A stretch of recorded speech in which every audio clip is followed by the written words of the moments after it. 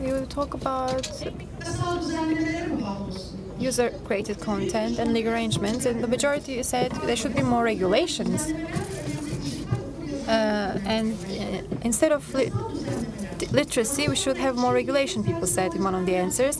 What about content? Users should create content, not service providers. They said then we're missing something. Digital, unless there's digital literacy. It's not called digital literacy, it's knowledge literacy maybe, or media literacy, digital, PC, everything is covered in literacy. So there was a chaotic issue. If you attach importance to users, then digital literacy should be important as well. I mean, we should emphasize digital literacy as well. If we don't, then if we can't help children and students in this regard, we won't get anywhere. I work with children and young people. John Stuart Mill has a book on freedom. If it's about children, everything stops. So Al Gore has said something on children. If it's about children, it's not censorship, it's parenting. And in my work, I have observed something. There are good families and bad families. There are no other variables affecting a safe use of internet by children. There are no variables.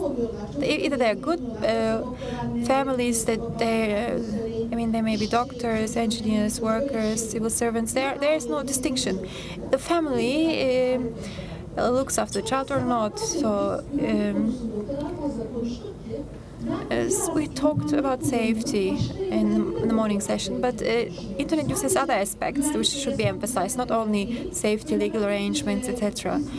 I mean, it will be a part speech or presentation. I have prepared a speech. Richard Nason has a study in '86 in the Papa study. This is the initial letters for ethical themes in the digital age. So privacy, accessibility, property, and accountability have been mentioned here. And we have been discussing only privacy in morning panels. Very little has been touched on accountability, and we talked about integrity. We discussed wikis, etc. So, but we have to touch upon something else. And we have been listening to good examples since the morning, but in terms of accessibility, nothing has been said. Digital divide and Turkey's place in the digital divide. What is it? Can children access information, etc.? This is also important. I forgot the name of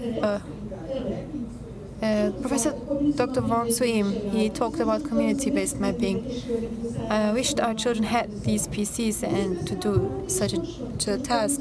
We didn't talk about property, how to teach property to children, how to respect property. We cannot enter their homes, but how to do homework with the appropriate reference. So I would like to touch upon all these aspects in the coming minutes. Yes, of course. Privacy and safety on internet. Children and youth, they are an important group here, a sensitive group. And safety is not only related to children. They are also about state secrets, defense technologies, and other issues. It has many aspects. It's covering a range of issues, yes. I wanted to draw attention to this dimension. Safety approach in internet is related to children mostly, but banning access to pornographic sites is meant, but following politics in Turkey is dangerous than surfing on the internet, actually. But a lot of dangers can be generated over the internet, and there are other serious threats over the internet for societies and governments. I am a social scientist. I don't know about the technical aspects of the theme. I answered your question, but I was not sure. I mean, I just pushed one of the buttons. So, internet is an important medium, and it's an domain where we can lose ourselves, and we are an agricultural society. We're celebrating harvests, etc. We were born as children who produced grapes, and then we became citizens of a country that produced fridge, etc. Now we are knowledge society, and we are grown up in the meanwhile, and I work in information authority. I'm an academician at the same time. I know how valuable knowledge is, but I also know that it can be dangerous. For example, I work also with on terrorism. There's a terrorism threat which is not present, but it can become a reality when it is presented in the right way, or through a medium or an environment. Even it doesn't exist. Governments can increase the budget from 200 million to 700 million, thinking that it exists. So, if something is available in Google, it's available. If it's not, it doesn't exist. So, people are trying to do some self-cleaning. People were trying to advertise over the internet. There are no new professions, and we were living in the world. Now we are living a world which is brought in front of us. If we can find ourselves among all the data on Google, it means that we already exist. So if our house is available on Google Maps, it shows that we exist. So life is a camp of global nakedness. We haven't been that naked in other times. Adam and Eve, they had more privacy. Internet systems have entered a lot of spheres of life. If you want to do a coup d'etat, the military, for example, if they wrote something on the internet, or in 10 years' time, people it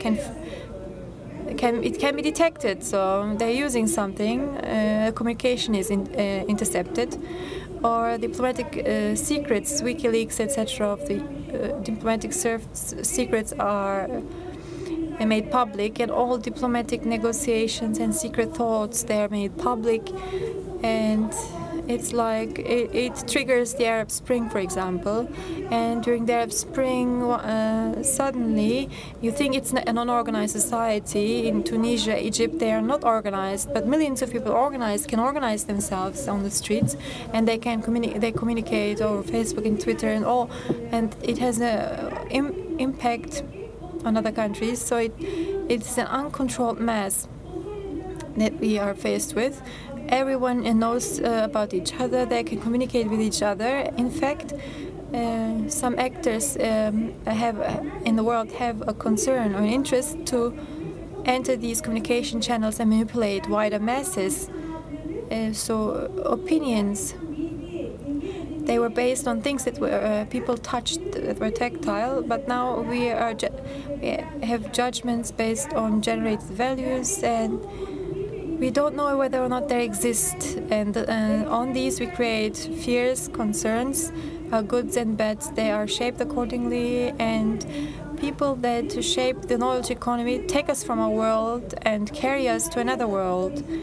And they make another world for us, and we are trying to live our lives accordingly. So we become enslaved individuals in the freest time in our lives. We're losing our freedom. Actually, we are not conscious that we lose our freedom, but this is what happens. Internet, I don't think internet makes people free. On the contrary, it enslaves people, thinking that enslaves people. I have a short anecdote. In the USA, Soviet Union, there were two scientists in the Cold War era. They were communicating with each other, in fact, secretly, but secretly. They were using spies. They were giving letters to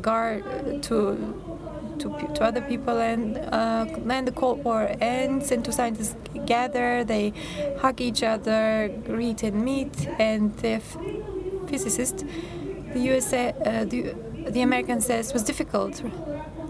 We were controlled. You were controlled, supervised throughout your lifetime. How did it go? And the Russian scientist said it was really very difficult. As you said, I was spied on, supervised, but the only difference is I was aware of it. You're not aware of what happens to you. So internet brings a new dimension to our lives. So this means that it's an exciting ground on discussion, but need to know more on that, about that. If you want to reach the accurate news, you should read several newspapers, internet sites. You can only find one aspect in each of that news or of that event. So it's a hybrid kind of information that is passed around. Osman Bey, what about your department? And let's listen first to Emma. In the UK, there were looting incidents in London, and there were issues. We witnessed it from the internet, and the government, they were asking themselves what kind of regulations should we bring about. It's a national security policy in a way, but you work also on child safety. What are you doing exactly? How do you manage your process? What do you recommend? Could you talk about your experience? Well, the Internet Watch Foundation is quite a specific organisation. To say that we deal with child safety, rather we deal with removing images of child sexual abuse. And just to explain what we mean by that, it's often referred to as child pornography, but it's typically children under 10 down to newborns who are raped and suffer sexual torture. And their images and their videos are put on the internet, and we've discussed a lot about the sorts of content that should be freely available and shared on the internet, and I absolutely agree, but there are also, perhaps maybe that's the limit that's sort of accepted by a lot of people, is that there is a limit, and actually the sort of images that we deal with are criminal under UK law, and they're criminal virtually everywhere in the world as far as I know as well. And the key to working in a regulatory way in which we do is we use the existing law that's been there for, it might be hard copy images that people would have had in the past, or videotapes or something. The same laws apply, but they're just set against the content which is now on the internet. And we work in a self-regulatory manner. We have 103 members who are online companies, mobile companies, for example, ISPs, who are equally passionate about removing online child sexual abuse content because they don't want it on their servers any more than anybody else does. And I think that's what's really key to looking at removing sorts of content. I mean, you mentioned when the riots took place in London in the summer, and government was asking what should they do about it. I think they actually called in sort of Twitter and Facebook to have conversations about, well, how can this be managed in future. And I think the only way you can manage something is where there is a consensus among many, many people that something needs to be managed. There is generally, across most parts, a consensus that the sort of content that we try and remove, working with the online industry, the child sexual abuse content, there is a consensus among the majority of people that this should not be allowed to be out there. It should not be freely available, and we only look in the public spaces. It's only where it is publicly available that we're able to take action. And actually we've been very successful with that, because the internet industry wants to get it removed really, really quickly where it's found, and then there's other precautions that online companies and filtering companies take in order to protect their users from stumbling across this as well. So I think generally what you need to tackle anything that people don't want on the internet, it's a consensus among many people, including the online industry and government. You need all players to come together and agree how something's going to work, and that's the way you get success. So it needs, first of all, a civil consensus. Let me ask you another question about good parenting. How about that? I mean, is it only the government or the regulations responsible for child filtering or, safe internet issues, or good parenting is another issue also in the UK?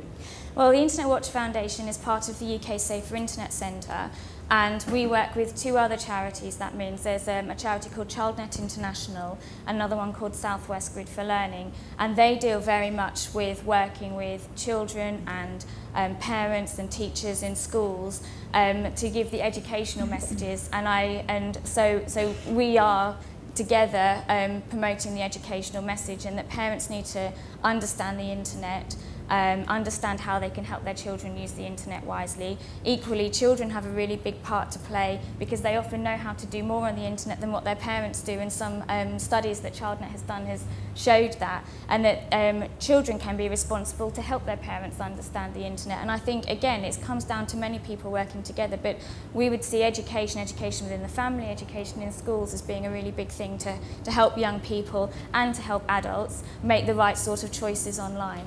Çok teşekkürler Emma, çok teşekkürler. Bu alanda aslında bakarlar. Zamandır medyanın için. There has been another debate. Women in the media. Women in terms of privacy and safety is also a problematic issue. Also in terms of abuse, it's an issue that is abused.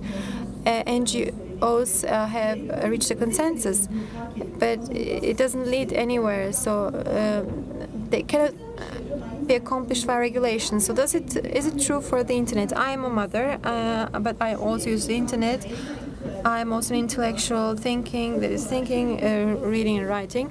As a woman, I think that the government, we shouldn't expect the government to do everything. And the government should also not be doing anything. I mean, it should be balance in between those poles. What kind of activities does your department carry out? It's also not only related to abuse of children, women, etc., but also political issues. What are you doing, and what kind are your activities parallel to developments in other countries? Thank you very much. Can you hear me? Yes. Actually, we have an observation, or I have a classification, which was also mentioned in the morning presentation. Turkish users, internet users, they were sleeping until 2009. There was no dynamism as regards the internet. There were some specific developments with mobile internet. There has been a lapse. There has been a leapfrogging in a way. Penetration increased. So, as a result, in the last 2 years, actually, as of 2012, actually, very serious problems were faced by users. Not only problems related to children, also related to adults. There are many issues and problems. In this regard, we have jointly worked with other organizations in the world. We visited Internet Watch Foundation in 2008 for 4 days, for example. The Turkish Republic government in 2007 adopted a law through parliament, which is embraced, applauded. Internet use is quite recent in Turkey, and envisaging the content of this law was quite courageous. Internet Watch Foundation commented in a similar way during our visit, but looking at the last 5 years, we can observe that we couldn't see the real picture in all details of the picture. We didn't know what was going on exactly. The law says that our department has the following tasks. Prohibition and ban is one of these. If you see something, you should prohibit it, and you can have give the preventative measures. Take preventative measures. What is a preventative measure? It's not so clear. It's conscious use of internet, for example. This is our slogan: a safer internet and filters. I mean, we are practicing this in our department, but conscious use of internet is the only way. I mean, the national police head used the slogan in his clips, in his movies, and we have observed the following problem. After the internet users woke up, they started to use the internet in a reckless way. They couldn't internalize it. They leaped it in a quick way and started using it without thinking, and it was a very quick using of the internet without thinking about the consequences. And so what do you mean? I mean, in order to understand better, so you say that digital literacy was not widespread, and people, they couldn't understand what the devices were capable of, but they were provided with services, and then individual problems were created or emerged. In families with high literacy rates, before your filtering efforts, I have a child in my home, for example, there was safety filters in place in the PCs and settings, so it did already exist before that, before your practices. Good parenting, being a good it's about being good parenting. I'm 40 years, I don't know about Facebook. Sorry, I said how old I am. I should not have said it. Okay, I'm 40 years. I don't know Facebook. I don't know how to use the PC. It's not what I said to my child. I did my homework. I've been present at Twitter for a long time. My husband was not interested. Then the number was 40, 50, and then my husband became my follower after a few days, so I liked it. So life teaches us things, and is that about it? I mean, is this filtering on our agenda because of the mentioned reason, or? I mean, there are people that are conscious like you with a high level of education, who know how to use the internet, how to live life. Families, individuals, they don't need filtering. I mean, they can meet their own needs. But the Safer Internet Service was launched 4 years ago. In these 4 years, we delivered seminars in which 30,000 people participated. Its seminar on digital literacy for adults, yes, also for adults, also for primary school children. Our university, Metro University, I mean, I was curious about what's going on at Metro High School. The guidance teacher called us and said, our parents want the students to be very successful, but they can't make time for them. They're using the internet a lot. Teach them how to use internet less, or this is what they wanted. This is our basic agenda. They shouldn't use internet that much. They should do more homework. This is what the parents wanted. We cannot make time for them. They should do some house homework. Shouldn't use the internet a lot. So this is what they wanted. So it depends on how things are perceived. In summary, what I want to say is, in the last 5 years, Turkey met the internet, but in an unknowing way. It couldn't make sense of it in the beginning and didn't think much about the consequences. So I have given an example during the seminars. Is there a mother or father who didn't go to a park with his child, or that is 10 years, up to 10 years? I mean, are there any people who didn't go to a park with their children? Maybe the father didn't go with them to a park, but the mother did. So if you think your child is important,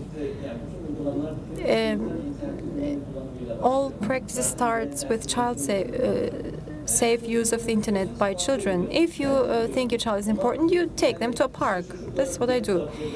I mean, and I buy laptops, PCs to my children, and I sit there, kill time as they're playing. If you think they're important, you are with them. When doing homework, what do you do when they're doing homework? Sit or not? No one comments now, and they don't sit with them when they do their homework. If you think your child is important, you should sit with them when they do their homework. I mean, show that you're there. This is what we mean here. This is what should be done. I would like to give another example. Last sentence, yes. It's like using a car in the traffic in the internet.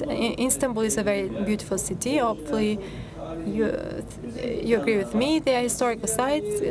But in order to go from point A to B, you'll meet a traffic jam, and bad things may happen. You have to travel in a car, so Internet is part of life. It's like being in a traffic, stuck in a traffic.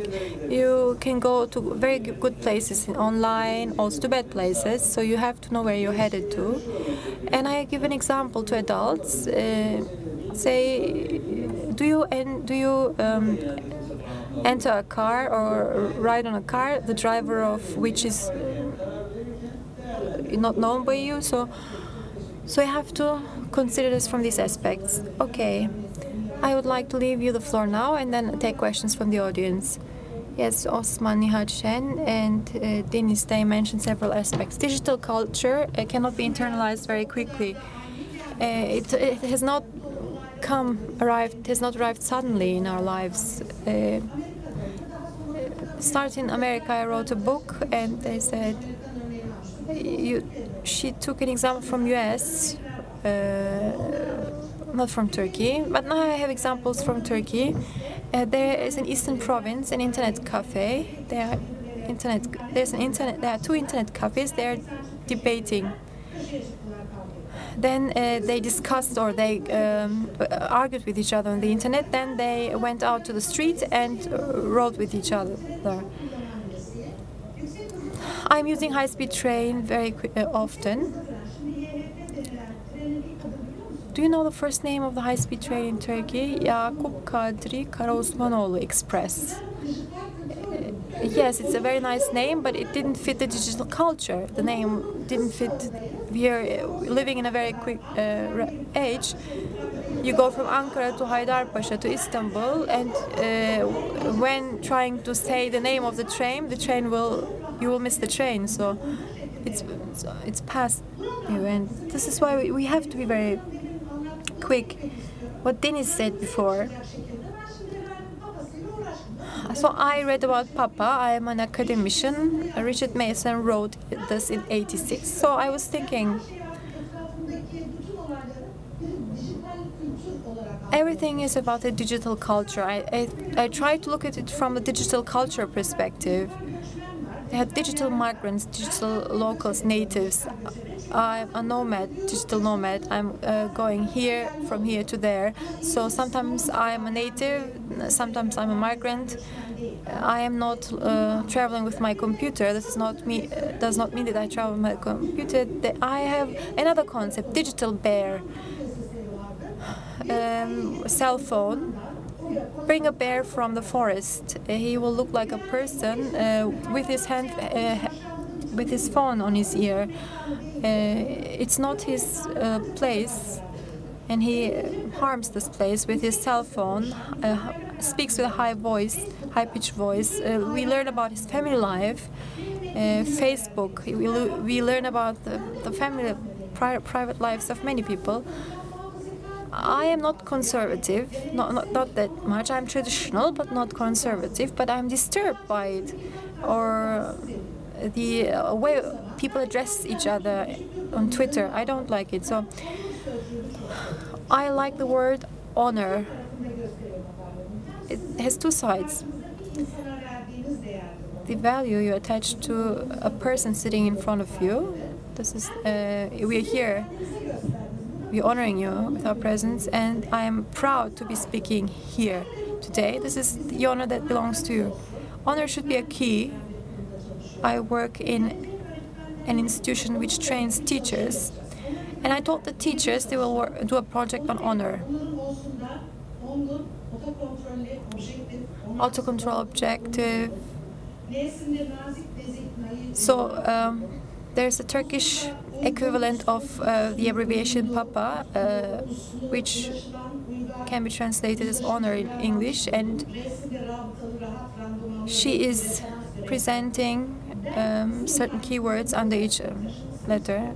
This is what I want us to be. I'm focusing on these principles in my work with students and teachers. As I do, my keyword is honor and appropriate behavior and attitudes. If you use digital culture, you should develop appropriate behaviors, individual responsibility.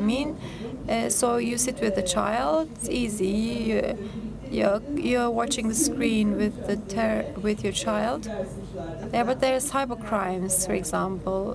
What is your model that you recommend? Dangers for the states.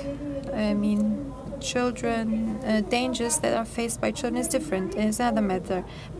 Online internet is, an area of dominance. They're trying to control knowledge, information. This is an area they're trying to dominate and create power and to control.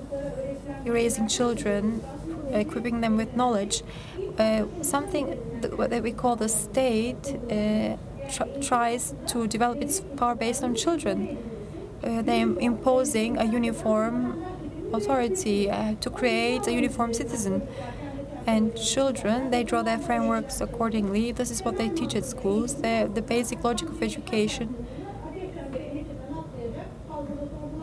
is uniform, not questioning. People, raise people that are not questioning you.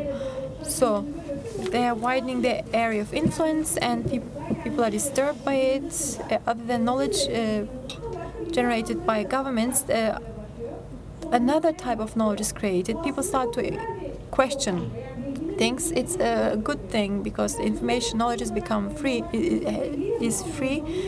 But they're actors, political actors, trying to dominate the sphere as well. A small child, for example, they can be equipped with knowledge that, and the child can revolt against the state. And there are certain networks that they're trying to strengthen, and they can try to create areas in which people can become more aggressive. So non-state and state actors are trying to use it as a tool because they're trying to create a world.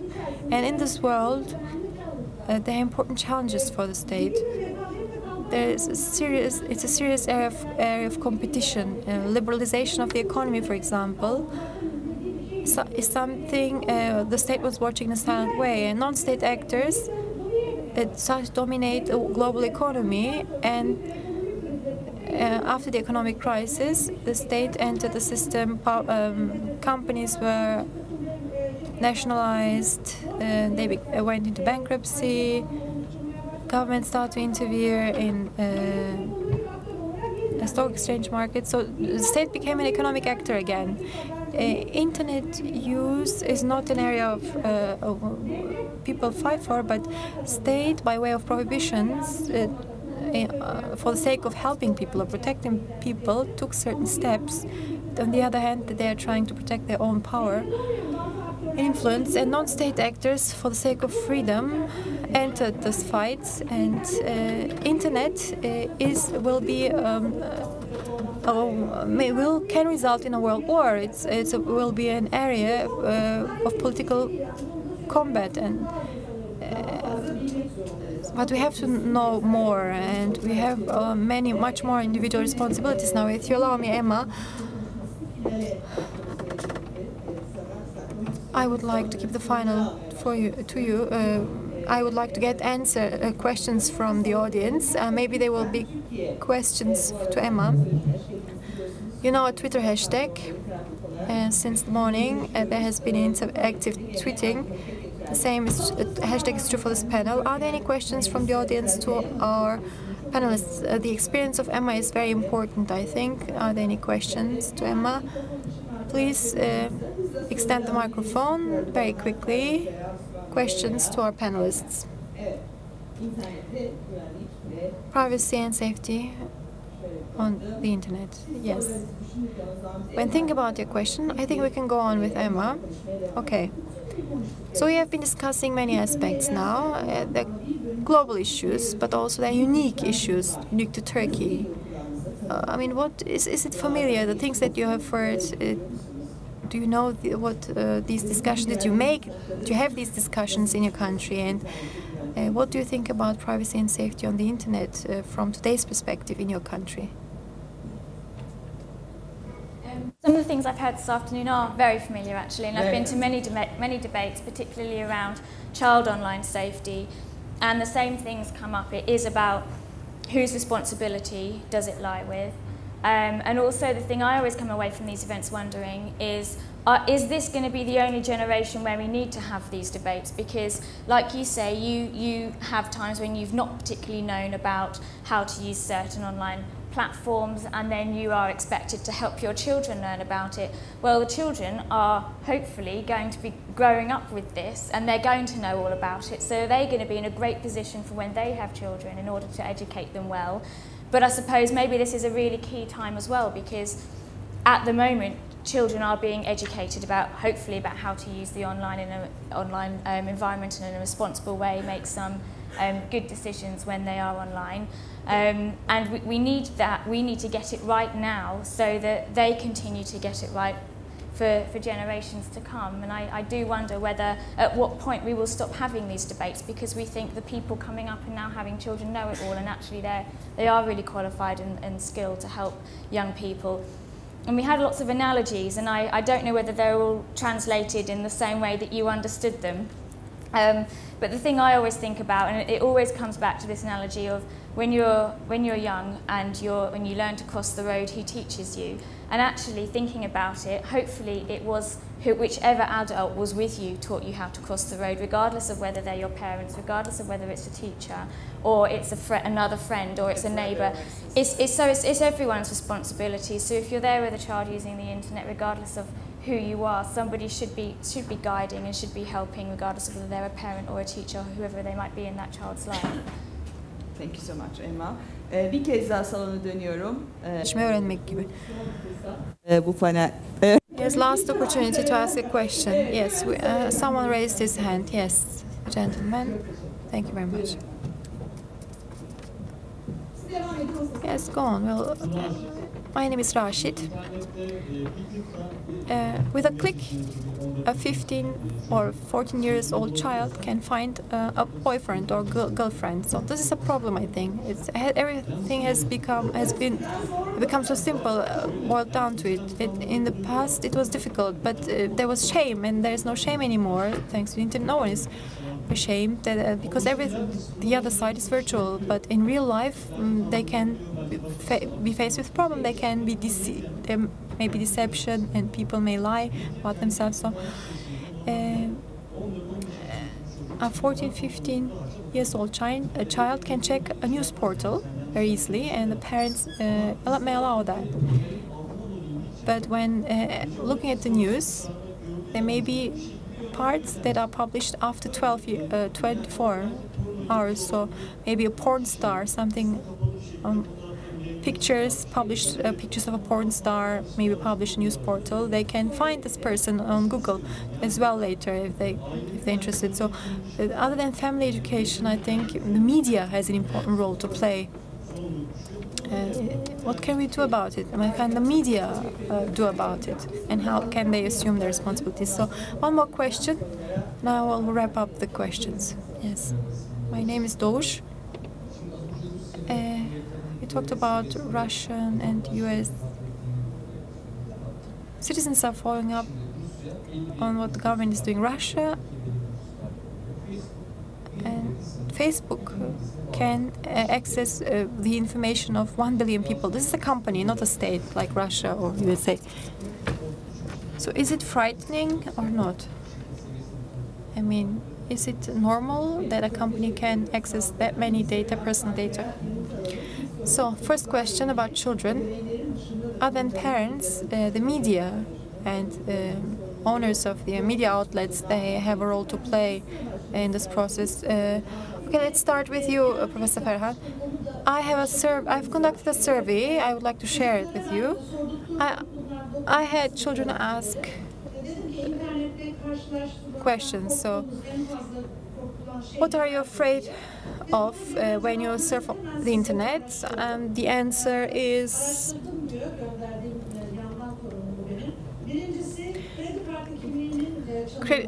credit card information being stolen, internet accounts being stolen, virus collapsing the internet or the PC, cell phone being shared at inappropriate sites. So in this ranking, and stealing of accounts was very important for children. They don't have real life. Their life is their Facebook accounts. So this is what children are today. We cannot say that children don't know what they're doing. There's a New Kids Online survey. Children with a computer having a Facebook account, I think 85% of these children, they have a Facebook account. They know what they're doing and which site they're visiting. But where can we find the most pornographic materials? In homework sites, sites that children use to research for their homework. You see a lot of pornographic materials there. So how can you correct them? If you don't have the notion to act or in an honorable way, you cannot do anything about it. The media has a responsibility in this regard, I think. Osman Bey, would you like to contribute? Ethically speaking, yes. I mean, the media has a role. Content providers have a responsibility as well. But basic responsibility lies with individuals, parents, and us. We have to know how to do what to do how. And I would like to give a traffic example. Do you travel while leaving your doors open? No. People warn each other when you keep your doors open. So there are basic issues about safety. You have to acquire these skills, basic skills, in doing something. Ülke, I criticized the newspaper over Twitter. The internet website of the newspaper was filled with naked pictures of women. They were next to political news. One page was about politics, the other 3 pages about naked pictures of women. I was not bothered by that much. There was a child, 13, 14 years old, who was abused by his teacher, and they used the body of a man in a picture, and there was an innocent.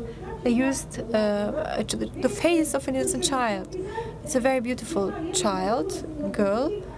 And behind it there was the naked body of a man. There was like a picture like that, which I think material promotes rape, and it's another ethical value at all. It's not appropriate. It goes even beyond appropriateness. So the child's face was clearly visible, and it's like it should create the image of the rape scene. So I criticized this picture, and in order to get more clicks, hits, newspapers were using these such images. What they couldn't do in the newspaper, in the printed version, they can do on the website. It should be controlled, I think.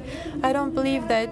I mean, it's about freedom, etc. If you cannot do self-control, then there will be censorship. Social benefits are more important. There should be some self-controlling mechanisms or ethical boards in place to do that. Then another issue is about Facebook. I mean, you upload the content in a voluntary way. It's all treasure of things, and all the products are customized for that person. So all the data is a tremendous treasure for the company, because they know about the T-shirt that the child is wearing, where the T-shirt can be bought, which teams the person is a fan of. You can see, you can customize the ads accordingly. This is what will happen in the future. All the data of Facebook is in the CIA, is in the hands of CIA, KGB, and Secret Service agencies. Communication systems can be controlled by them. Al-Qaeda, for example, uses Facebook and Twitter for communication. I mean, they don't say, let's explode a bomb here. They say, let's buy apples from the bazaar.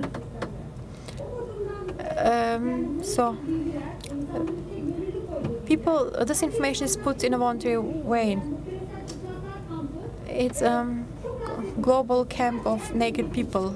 We want everyone to know everything. All mistakes, all errors are known. And politicians all over the world, there's no need for Facebook. They don't have any secrets. Their videotapes, their telephones are intercepted, etc. So we have a lot of knowledge in the world and information in the world which can be collected very easily, which can be used also for political purposes. It's very dangerous. And the data available on the internet may be an intermediary thereof. I have to wrap up the session. Maybe I can give the floor to Emma for a few sentences. Maybe she would like to comment, and then we will wrap up this panel. Thank you. Well, I think everything that's been said today is really interesting, and it's been really interesting to hear everyone's different views about the amount of information out there, the amount that regulation should or shouldn't take place, particularly around the issue of, and where I make the distinction is offensive content versus criminal content, and I think that's what makes a big difference when it comes to looking at regulation and what's on the internet. Something that's offensive is much harder to get a consensus about than something which is criminal. And I think that's always the way it's going to be. But I think it's been an excellent debate. İşte gerçekten ilginç tartışmalar dinledik. Birkaç kritik cümle var. Very much, Emma. I remember a few important sentences from this panel. The organizations that are members to her foundations also wanted to set up a social consensus to change certain things. And secondly, you cannot produce any results with censorship or with laws if you cannot convince people about certain things. And thirdly,